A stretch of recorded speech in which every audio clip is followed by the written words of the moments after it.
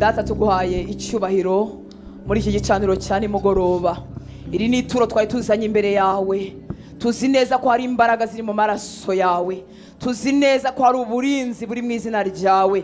Tuzi neza ko hari ubutsinzi buri mu izina ryawe. Tuzi neza ko turwanirira ukaduhisha kandi ukatwimana. Uyu mugoroba nongeye kuvuga amaraso yawe ku buzima bw'abahungu bawe n'abakobwa bawe. Reka amaraso yawe avuguruza ikintu cyose kitavuye kuri wowe cyashyizwe ku buzima bwe mu izina rya Yesu Kristo w'i Nazareti. Amaraso yawe mubeho nk'ikimenyetso, abe ku rugo rwe, abe ku mugabo we, abe ku mugore we, abe ku rubyaro rwe mu izina rya Yesu. Urubyaro rwatwaye ubwenge rukananirwa kwiga, urubyaro Satani yahushye mu mutwe, abadayimoni bagahuha mu mutwe kugira ngo atiga ngo afate. Uyu mwanya ndarubohora. Amaraso yawe Mwami amanuke mu bwenge bw'uwo mwana, amanuke mu bwonko bwe, yige kandi afate kandi amenye mu izina rya Yesu Kristo w'i Nazareti.